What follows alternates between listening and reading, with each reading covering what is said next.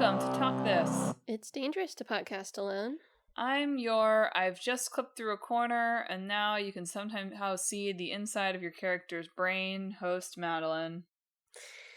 I'm your 360 degrees host, Emma. And thanks for tuning into this week's show. It's Emma's side quest. So, what are we talking about? This week we are talking about the camera in video games. Yes. And not photography games, specifically. But I think we've maybe even talked about photography games. I or believe photography that we have. in games before. But we are talking about the camera, that invisible thing that you look through. The fake camera, the conceptual camera. The concept of the camera. That is used in games so that you can see what's going on. What inspired this pick? Well, we talked about Gears of War last week, which was definitely, I read a lot about how it was, a formative game for, the third-person, over-the-shoulder angle, along with stuff like Resident Evil 4, obviously. And also I started playing Final Fantasy VIII. Which is a fixed different Leon game. Just kidding, he's not Leon in that game, but Squall. Which is a fixed camera game. Which is it's obviously, I know that all the games from that era are fixed camera games if they're 3D, but it gets talked about so much in the context of horror alone that you kind of forget, I feel like. Yeah. That every game was doing that for a while. And it's very impressive and cool and cinematic. In your first mission in that game, there is an extended chase scene where a robot spider is chasing you through all the screens you just walked through. They couldn't do that now. Yeah. They'd have to have an arachnophobia mode for that now. You're right. Couldn't make that today. No, but it's very cool, right? Because you're running through these very cinematically staged areas, and there's a combo. Sometimes there's full motion video being played on top of the pre-rendered background. It is very cool looking game, and we don't get very many fixed camera games now. We've mostly transitioned to some kind of third person or some kind of first person. Or if we get a fixed camera game, the camera is only in one place. Yeah. It's a platformer. It's Yes, it's the side view, or it's isometric. The camera's always in a consistent spot, as opposed to changing from screen to screen based on what looks the best.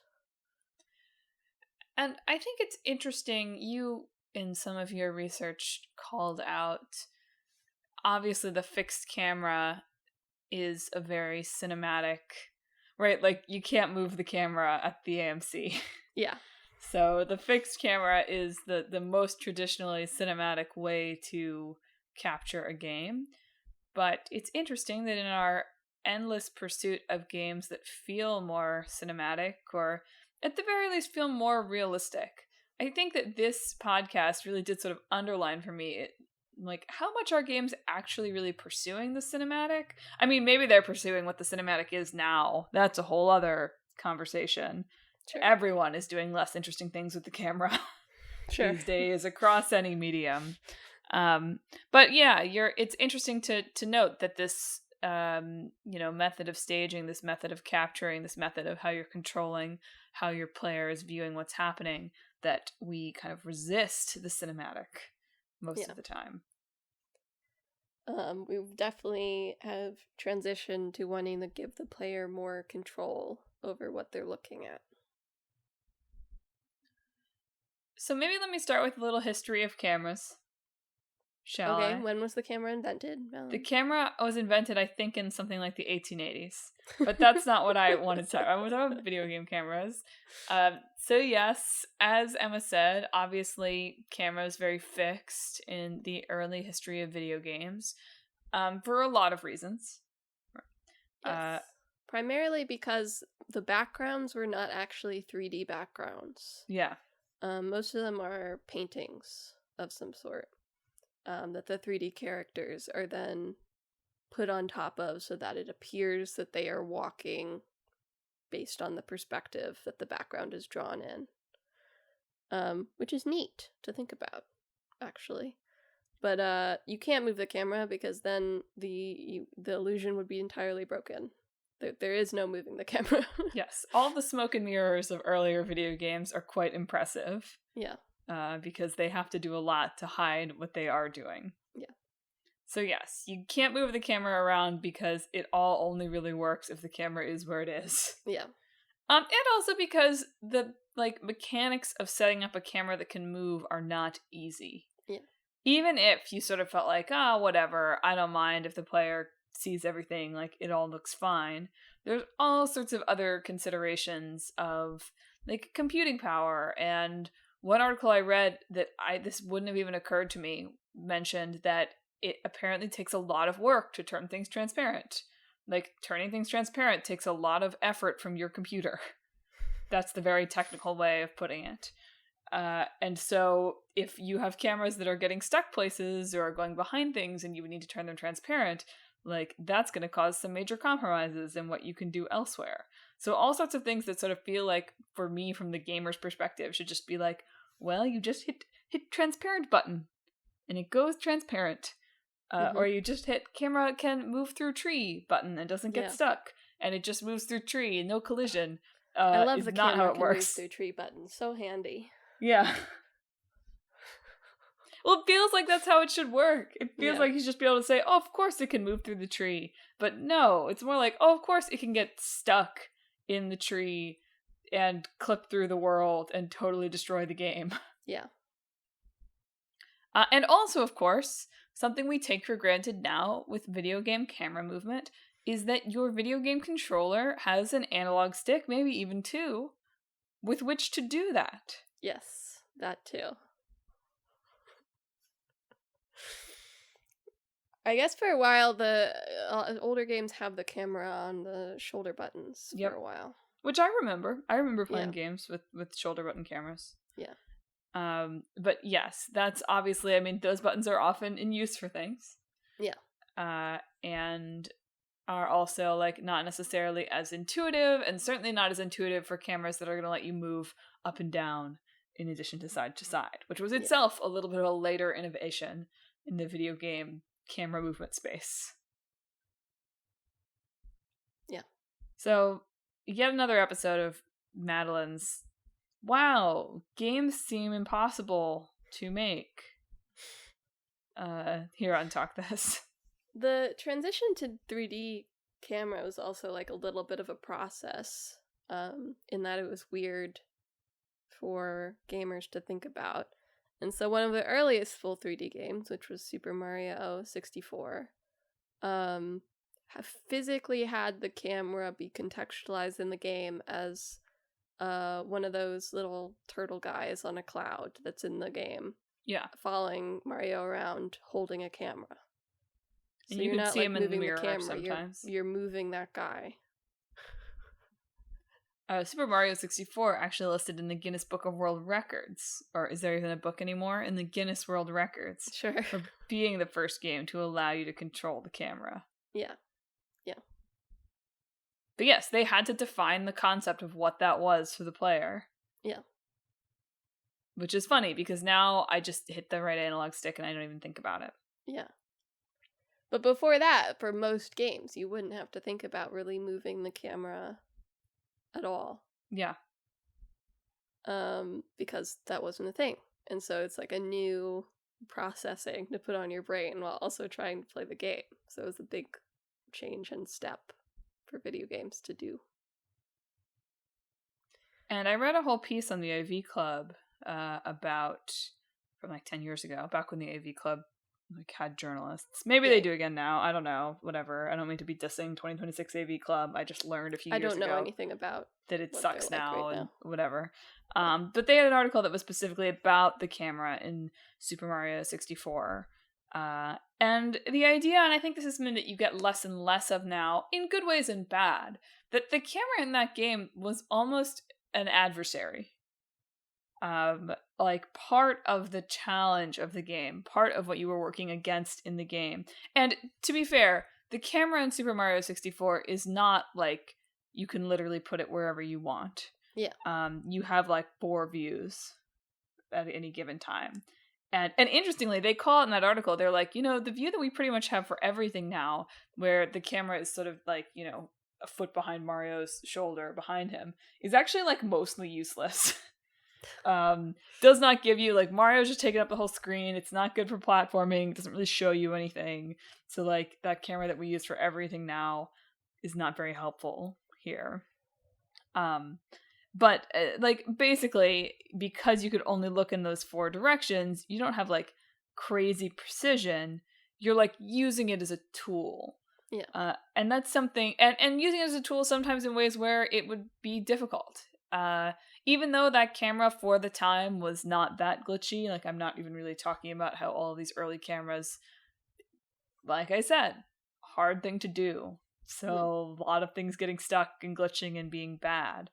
But it was definitely part of what you had to learn for the game and part of what you were battling against for the game in a way that we don't often think about camera movement now.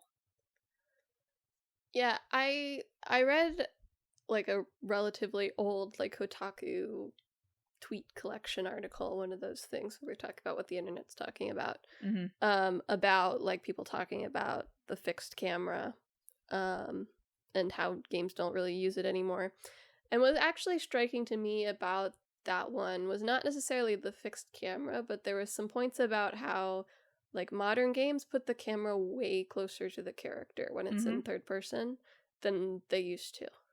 Like there used to be like third person games that were still like pulled back from the character. There's like a comparison shot specifically of Yakuza PS2 and Yakuza Kiwami, and wow, the camera is so much closer to Kiryu in Kiwami. Yeah, it's a very different vibe. I mean, the lighting, I think, is very different. Yeah, that too.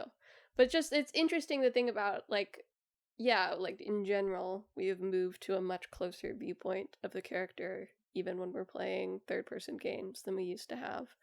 And I was curious, like, how much of that is its own smoke and mirrors of, like, trying to make sure you can't see too much of the environment around you, so it can be pulling off some, like, sneaky loading stuff when it needs to. And what's just like, well, people want to see Kiryu's beautiful face, right? Which we do. It's true. Yeah. Yes, the video I watched on Game Maker's Toolkit about cameras also did a most of it was about a pretty direct comparison between the original God of War games and the new ones. Which is another like really great example in the context of an action game of, in the original, those are PS2 games, right? The camera is pretty pulled back, and while that on one hand kind of gives you the vibe of I'm playing with an action figure, which is not a bad vibe for something like God of War, right? On the other, it mitigates some of the challenges of this pulled in third person melee combat, which, a wider view gives you wider sort of quote unquote peripherals. And while that's maybe not 100% realistic, as I think, like, I have talked about this, I don't remember, there was some side quest where this was a big part of what we were talking about, and I can't remember what it would have been. But there's something I remember talking about with, like, first person, which is this even more so, of, like, well, you have no peripheral vision, right? I feel like I'm bad at first person shooters sometimes because I don't have the sense of, like, there's somebody coming from beside me, which you would as a human being. Yeah. And like that's even true in these kind of pulled in third person games, where you have to invent all of these other compensatory mechanics to accommodate the fact that like Kratos can't see the way he would be able to see if he was a person, or be able to sense with like all the 5 senses if he was a person. So you have to have Atreus yelling at you all the time that someone is behind you, and you have to have was sort of ubiquitous now. Like, there's a little arrow pointing to the side that, like, there's a guy coming up. Yeah. And you even have to have, there's evidently a very detailed GDC talk about this. I did not watch all of that. But, like, you have to have the enemy AI that is less aggressive when it's not on screen. And you have to have a little cheat mechanic for depth perception that if Kratos is attacking someone in front of you and it's, like, just out of reach, you have to cheat that sometimes, or the player is going to feel bad about it. And it's crazy how much work they had to do to take a combat system that, like, more or less worked and change the camera. I mean, it's interesting to talk about God of War 2 because, like, those new ones have their cinematic ambitions and not their... Well, I think I don't know if the second game is a total winner the way the first game is, but it's entirely one shot. Yeah. Which is a very ambitious cinematic thing that people talk about when they do in TV shows or movies or whatever. Yes. And of course, for a game, it's quite easier. Yeah, it's a little bit less. Nobody's going to flub their line. Yes, you don't have to worry about human error at any point. The cameraman's not going to trip and fall in his That's exactly what I was about to say, yeah. That would be awesome, actually. I'm just going to throw that out there. A game that did something like that where the cameraman... Well, we've talked about Kane and Lynch before, I think. Yes. And Kane and Lynch 2 has the camera be like a guy that is like running around at the same time as like Kane and Lynch, so it's like fully like hand shaky cam. Yeah. Which is very weird and maybe not successful, but certainly unique in that way.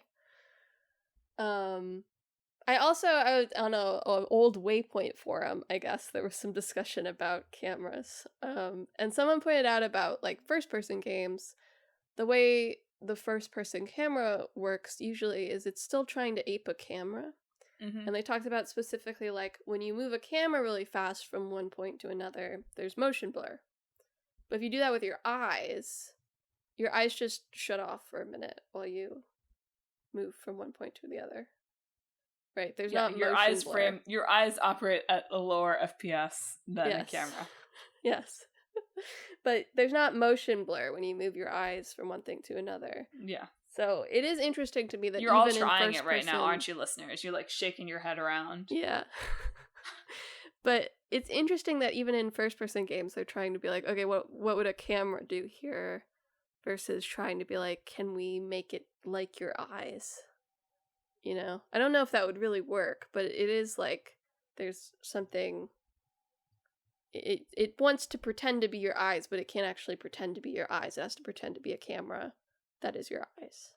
Well, I think it's interesting in general all the ways that a first-person game doesn't behave like you would think of first-person being in other media.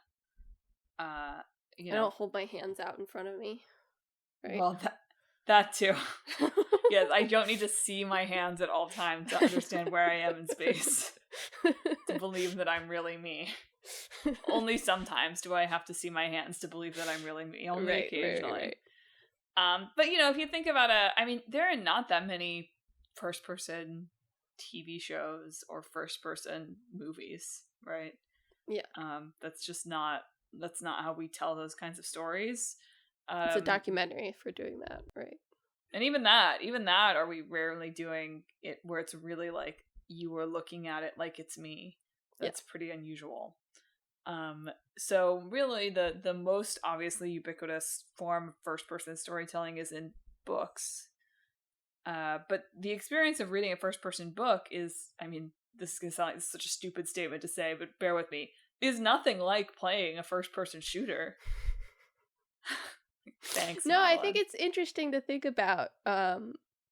You had some article in there about, like, the difference between, like, reading a first-person narrative versus playing, like, a first-person video game. And I was reading something about how, like, even though you'd think, like, an FPS would give you, like, deeper, like, empathy for the character you're playing, like, actually, it doesn't really quite work like that. Right? It's interesting to think about. Yeah, very rarely when you're reading, and maybe this isn't even true, but theoretically, in an FPS or FP whatever, FPG, FP game, you experience, like, in a first-person novel, you experience that character even more intimately. Yeah. Right? But in a first-person game, you experience that character almost not at all. Yeah. And it's more conducive to the idea, even though it's not really even good at this, frankly. But theoretically, it's more conducive to the idea that it's you doing it. Which only works in writing in self-insert fanfiction. Yeah. Y/N. Exactly. Ultimately, is Call of Duty not just... Is it not just self-insert fanfiction, actually? Something to that. There's a dissertation to be written. But yeah, it's like, you know, putting yourself in first person in a character kind of weirdly both erases you and the character. Like, it's not empathy because I'm not really thinking about the character anymore. There's just kind of this entity that is me in the character, and neither at the same time. Yeah. And obviously, it depends on how the game is written, too, right, there are exceptions to all of these things that we're saying, but in general, yeah, it's less effective than you would think based on what it is most closely comparable to. So a third-person camera is generally more successful at getting you to care about the character that you're playing. Because they're a little guy that you're watching. Yeah, exactly. So speaking of little camera guys, do you invert the camera? I actually went and checked what I did. I opened Pocopia and checked. I don't think that I do, but I am incapable of imagining it. Yeah. So I don't actually know which one is like inverted versus not inverted. I feel like it can change from game to game, honestly. Yeah. But inverted, in my opinion, is going the opposite way that the camera moves. Okay, so I have horizontal inverted and vertical non-inverted. When I move the stick right, my view moves right. But when I move the stick down, my view moves up. Yeah, I don't know. I can't hold it in my head. So I thought about this, and I thought about, okay, why would I not want both to be the same? Yeah. And I think it's because I'm not thinking of it as a camera, I'm thinking of it as my head. Okay. So when I turn my face right to move my view right. I think about where like my nose is moving in that case, right? It's right and right. But when I look up, I think about my head going back. Okay, so you're inverted up and down and not inverted left and right. Well, I do what the camera does up and down. And I don't do what the camera does left and right. Oh, I'm sorry. I thought you were talking about what the cameraman does. I understand now what you're saying.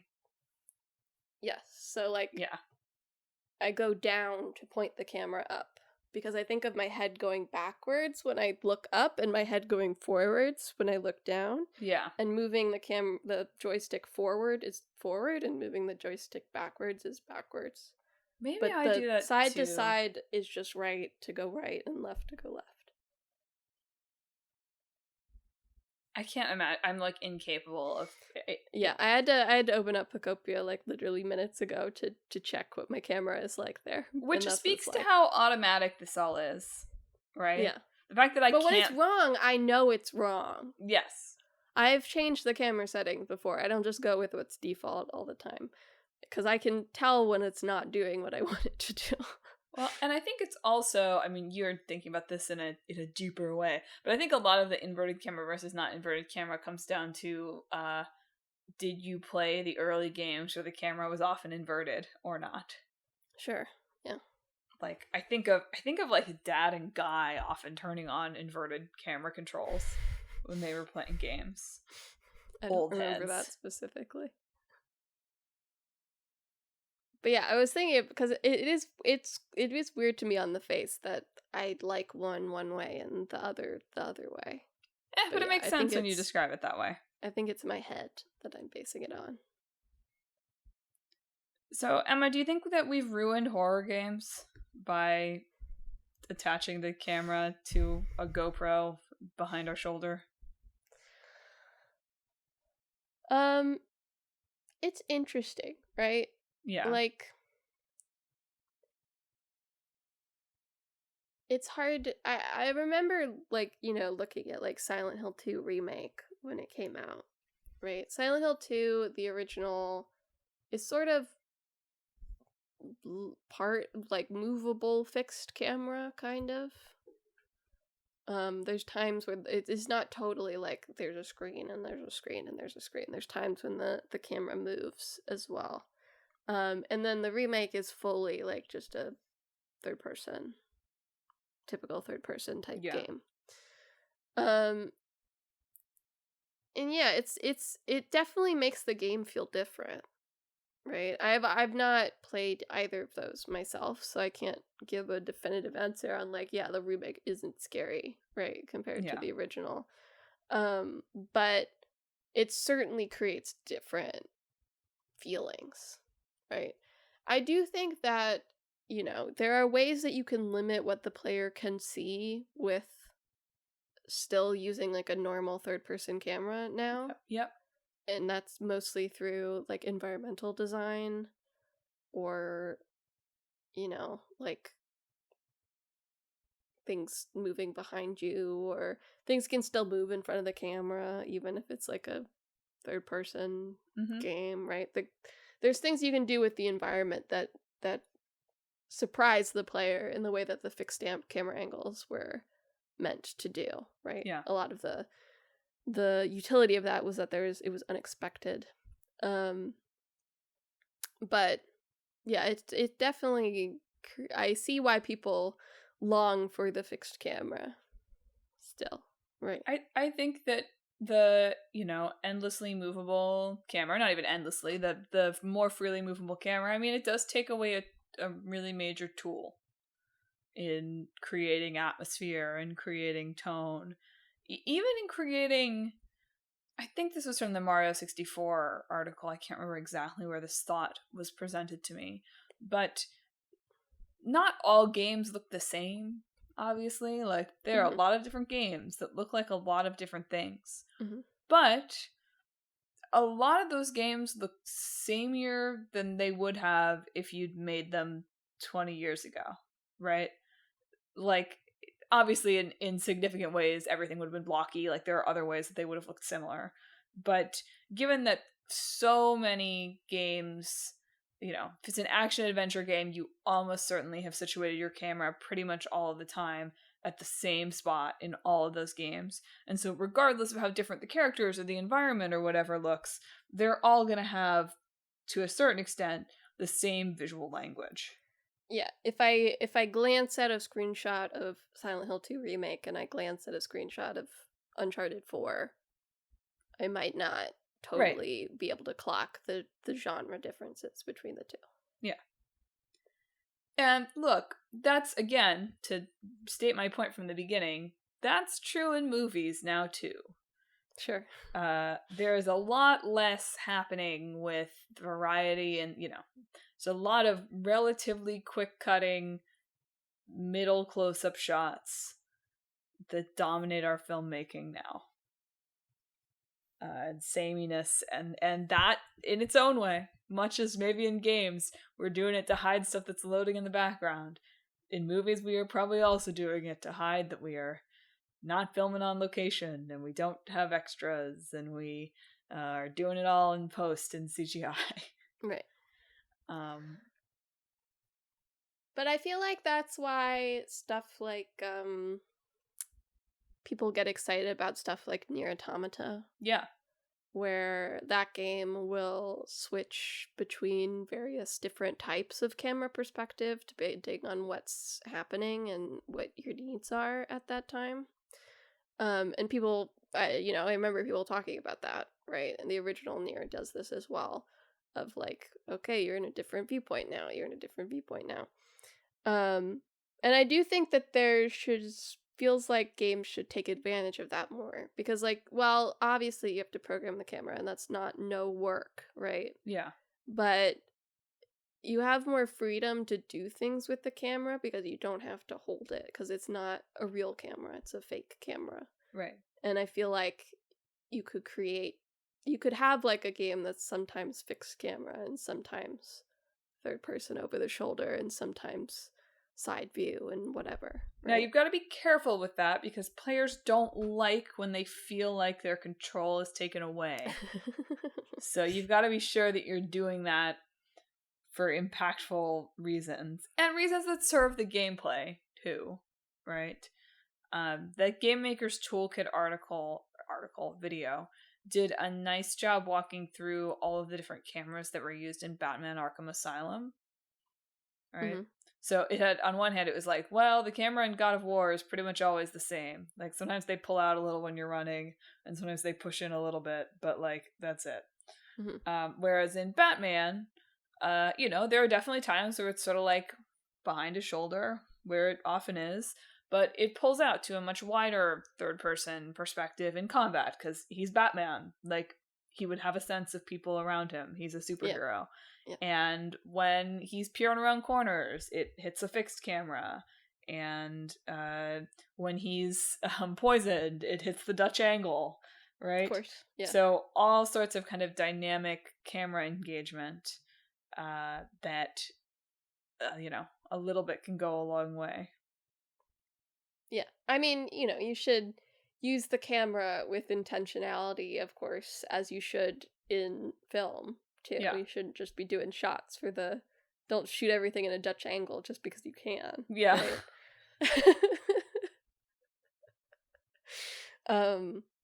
But you can pull back your camera for moments of grandeur really easily, right? You can direct a camera to something automatically to make sure the player doesn't miss it. You can, do all of these sorts of little things that would be maybe tough for a physical camera that is not so tough for your digital camera. Yeah, I read an article that I'm glad I actually read. It was an article on Mashable that was like, video game cameras suck, was the title. And so I almost didn't read it because I was like, all right, this does not seem like a high quality article that's been offered to me. But it actually had some really great interviews with developers about some like small things they did with the camera that were impactful and pushed back against sort of this is the default, we're just doing the default. Like they talked to the Abzu team about how, believe it or not, doing the camera underwater where your character can move in all sorts of different directions and probably was really hard. Mm-hmm. And particularly the work that they did to think about, okay, what happens to the camera when you're like the player is going to want to do a loop-de-loop because they can. Mm-hmm. But if the camera just follows the player through a loop-de-loop, they will not like that. They will feel sick. Yeah. So it had to be tracking, the game has to try to guess when you're doing that so it can pull back and not literally follow you. Or even the better example that I was like, oh, that's so interesting. I wouldn't have thought about that. And that's kind of crazy that you have to consider something so small, is another big part of developing a camera system is deciding, well, how long does it take the camera to decide it's going to set back to a default, right? If you think about controlling the camera in a game, a lot of the time, you'll set it to face a certain direction, but if you then don't touch it for 5 seconds or 10 seconds, it's eventually going to reset to be behind the player's shoulder, whatever it's the player's shoulder, the character's shoulder, wherever it's supposed to be. And they talked to the Hitman team where they were like, we don't do that. Mm-hmm. The camera does not reset. This game is too hard for us to predict what the player is trying to look at in the game. Mm-hmm.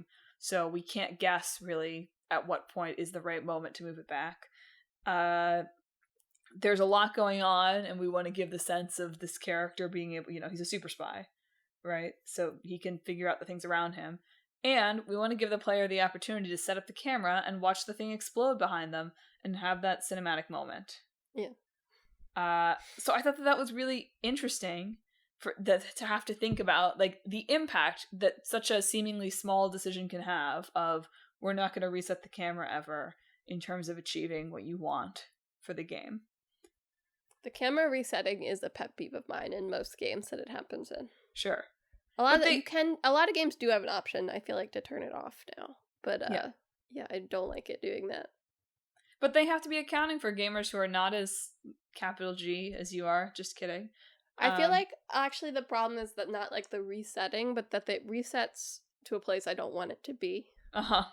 I think like I can't remember what game this was in, but I remember a game where it like kept resetting to like vaguely below the character when I wanted to be looking down more at the character. Yeah. Like I want you to like be looking like straight at their like back or butt really, but not like intentionally.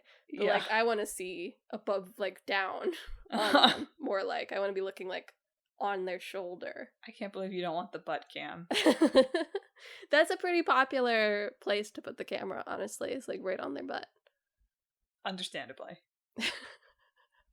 The like third big anecdote from that article was about Gravity Rush, which in many ways like very much sort of breaks the rules of what you would expect would make sense for a camera.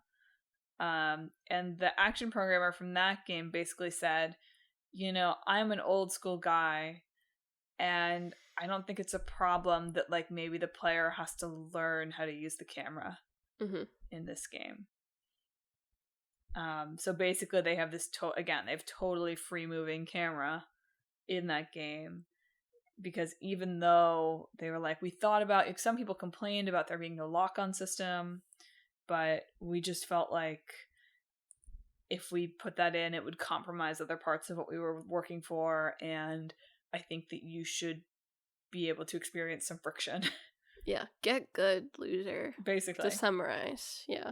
But we don't think about that with camera use pretty much at all. Like, I thought that was so interesting, having read about the Mario 64 kind of almost adversarial, like learning how to use the right camera.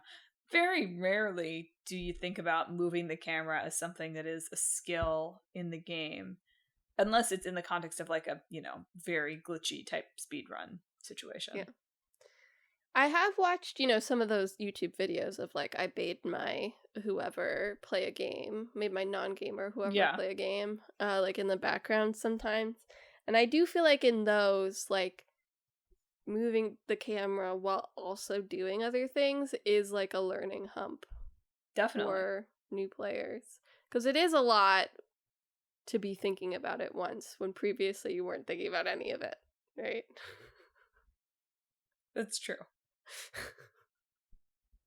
No, I don't discount the automation of it as something that you need to learn, and you know, that I don't know, I just don't think about.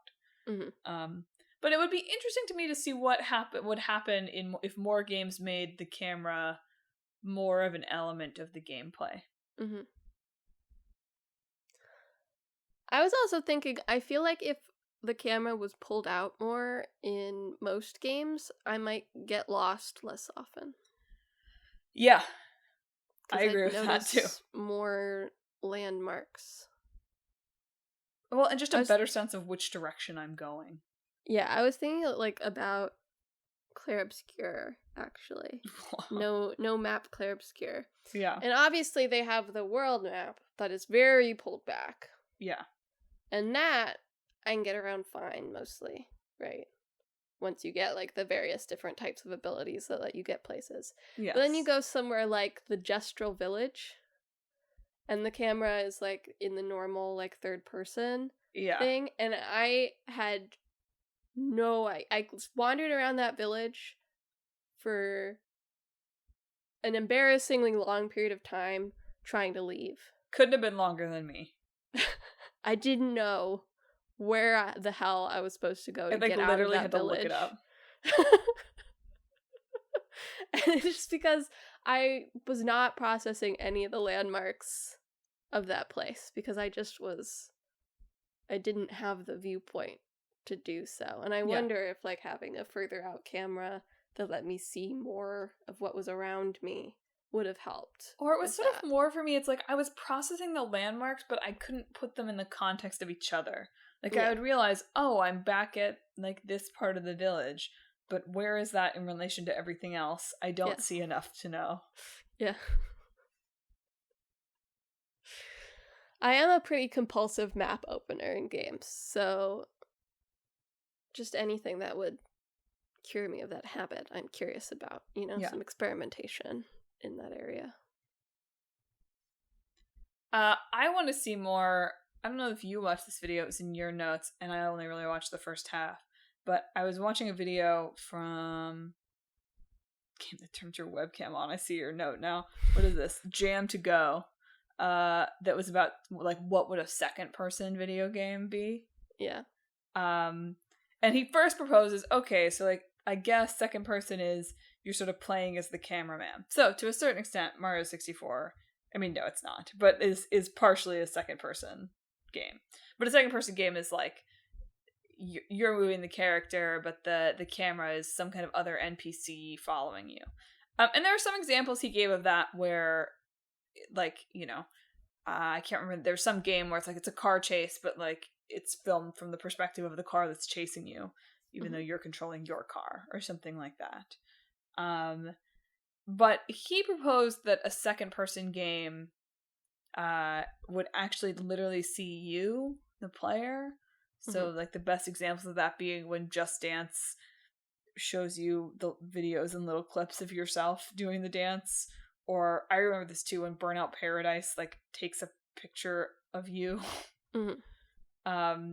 So like there's something I found that idea less interesting than the it's a game that's being shot from like diegetic cameras in the game, but both interesting and underexplored. Would you say that like games that mess with your like your computer or your webcam or parts, you know, of your files and stuff like that, like are those second person elements in game speak? Maybe. I'm trying to map it onto the you. I don't know. I also sort of feel like ultimately like any game where it's like semi self-insert is like I actually think a lot of first person games are really second person games. I guess I'm pretty far removed from my education, so I'm not sure I could give you like a really convincing like what's the point of like writing something in second person, Well, because nobody it's not does. necessarily Almost... like self-inserting all the time. That's true. I mean, the big example of second person that I can think of is If on a Winter's Night a Traveler, Calvino.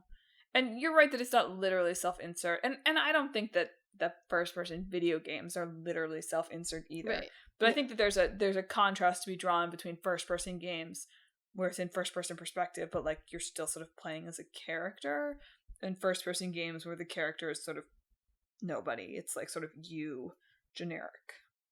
And there are, like, when I say the games that are, like, messing with your files and stuff, there are games where your character is you, the player, very literally. Yeah. Right. Stuff like Inscription, Doki Doki Literature Club.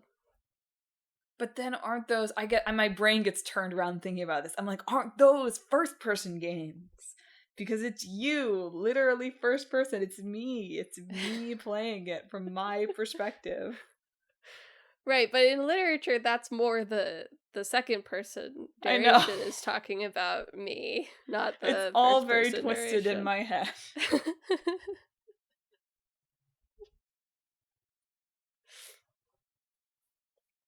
Yeah, it's interesting to think about.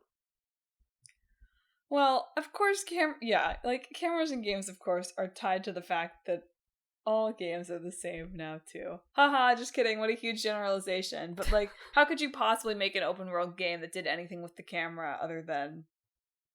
Breath of the Wild shot. Yeah, exactly. Like, you almost couldn't. Like, you couldn't... How could you have anything even vaguely open world and do almost anything with fixed camera shots? You just can't. Right. The player doesn't move through the world in a linear enough way. The things are too big for that to feel like possible. I don't know. I'd love to see what that would look like. I don't think it would work at all. I mean, you know, you could go back to like the old world map type view, which is usually either like sort of a god isometric perspective or like automatically moves the camera for you. Like in Final Fantasy VIII, you can go to the world map and that's a 3D space, generously. Yeah. It's a plane of green with landmarks on it. And as you run, the camera just moves for you, as it wants to. So like you can have open spaces in which the camera does things, but you're right that that's not really like the way a traditional modern. I called it traditional modern. That doesn't make any sense. Modern open world game archetypical, works. perhaps. Yeah. Well, and it's, something that comes up in these articles about cameras over and over again is your camera has got to serve what you're doing gameplay wise. And it's one thing to want to have a camera that does something aesthetic or that is making some kind of point about how you should care about or not care about or whatever relate to the character. But ultimately, if that camera is getting in the way of what the player is actually doing, the actual gameplay of the game, like that's bad. Yeah. Right. And unless you're doing that in some kind of very intentional way, unless that's part of the gameplay itself. But that would be very specific. And so it's hard to imagine the kind of ethos, for better or worse, of a lot of our kind of modern big games, then suddenly being like, but actually, like, it's a big open world and you have a lot of freedom, except I'm the director and I'm telling you what to look at. Well, on one hand, I would be sort of interested to see what do some of these worlds look like if they are staged for me in a way that's more intentional than me turning my video game head around all the time, being like, what's that mountain? Where should I go over there? What's over there? What's that? I have 10 things to do. Which one do I do first? Maybe it would be more effective for me. And certainly you would get, in a lot of ways, I think, more memorable visuals. And that's why people like photo mode, right? It's because they get to do that. But it does feel antithetical to, at least in theory, what those games are supposed to be. I mean, it's interesting to think about of like, film has certain rules, right, that you're not supposed to break, right? Like the 180-degree rule or whatever, right? But you can still create different scenes and different styles of cinematography while following those rules. So I just wonder if we maybe need to like look at our video game filmography styles, right? And be like, what are the rules here? Yeah. What things can we not break? And then like I feel like we're at that point where we're like, this is the way that the camera works at a basic level. Let's not touch it. Yeah. Beyond that. Right, rather than establishing like, okay, here's really what the player needs in this camera.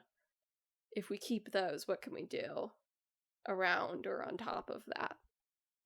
Yeah. Well, it's because ultimately the camera is not really a camera most of the time. Yeah. We call it that, but it's not. I mean, it's not in like animation either, right? That's true. How long until we decide the games, what's the equivalent of 70 millimeter in games? Like 124 frames per second or whatever. Don't even say that. I don't want that to be the... Or like 200... I just made up a number there. Like 240 frames per second. Yeah. Ultra wide. What would happen if a game messed with frame rate intentionally? I think that was a joke idea that like Yoko Taro has floated having. Of course, like a boss that attacks your frame rate, which is funny because of all the games he's released with frame rate problems anyway. So. Yeah. That's really what happens in Dragon Guard 3. The boss is the whole game attacking your frame rate at all times. It's just, I'd be interested to see, can games ever have an auteur where what they're doing, what's the game's equivalent of a Christopher Nolan auteur? I'm thinking about this a lot as I refresh my AMC app every day to see if any tickets come up for the Odyssey for me to see it as he intended. I will not be seeing the Odyssey as he intended. I'll be seeing the Odyssey normally. Chopped off. Point. You won't see Agamemnon's big head. Yeah, exactly. No, it was like, what was I gonna say? Oh, games have, like, adopted, like, the Spider-Verse kind of style. Yeah. There have been games that have played with limiting frame rate in their animations, both in cutscenes and in gameplay. So there is some playing around with frame rate of different parts of games in that Spider-Verse way. So I imagine they'll find some way to do 70 millimeters or whatever. Great. Ultra wide, right? Yeah. Put them on the curved monitor. Yeah, let me decide how much grain I get on my camera. Yeah.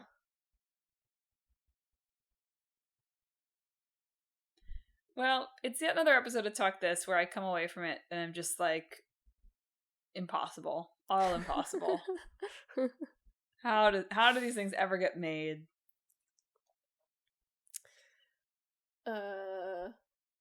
Yeah. Well, at the same time, spending the whole episode being like, wouldn't it be cool if they made this even harder for themselves? Listen, we're just here to throw out ideas, okay? We're the idea people, we're not the implementers. Yeah, I accidentally stumbled into an article that was about, like, coding video game cameras, and I was like, get out of here! Abort! Like, I don't understand.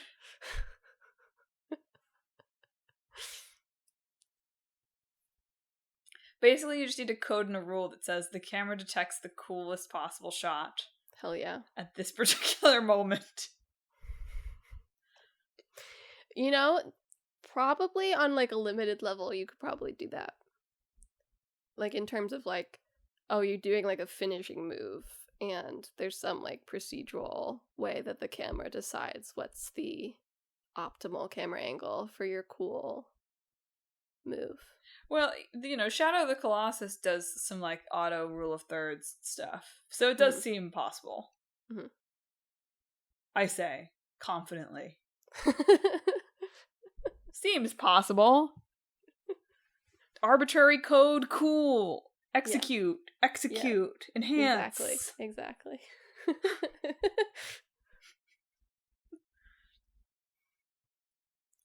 Well, any closing thoughts on game cameras? I don't like it when I'm manualing indentia attack and the camera's too low for me to see the sign that's coming up that says I'm about to crash and die. Because my train is standing up. Good take.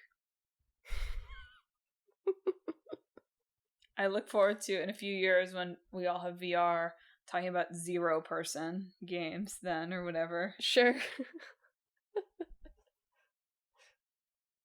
Well, folks, thanks for tuning in to another episode of Talk This. It's dangerous to podcast alone. What's your favorite kind of games camera? Do you want it close up? Do you want to see all the pores on Kratos' face? Do you want it zoomed out so you can see all of Camarocho? Would you rather it be, you know, security camera in the corner so that Leon can turn and see a puddle of blood, whatever? If you have thoughts about this or anything else we talked about this week on the show, you should hit us up on social media. We're on Facebook, Instagram, YouTube, and Blue Sky at Talk This Podcast. You can also visit our website, www.talkthispodcast.com, where you can learn more about the show, check out the games in the hat, and read our blog. But most importantly, if you enjoy the show, you should subscribe. We're on Apple Podcasts, YouTube Podcasts, TuneIn, Spotify, Pandora Podcasts, online and on the app, Overcast, Pocket Casts, wherever you can find podcasts. Go ahead and subscribe to Talk This. Emma, what are we talking about next week? Our old game is Soul Calibur, and our new game is Marathon. I thought it was, because I read about Marathon, the old game, and I was like, Marathon, the new game. What we're talking about? Marathon, the old game, pioneering of mouse-based camera controls. Sure. But not that one. No. And then somehow in 2 weeks, it's 6 weeks in gaming again. Who would have thought? Yes. Exciting 6 weeks in gaming. For me. And on that note, thanks for listening. We'll see you next time. Emma, sign us off. This week, I hope that your cameras capture everything you want. From the best possible cool angle.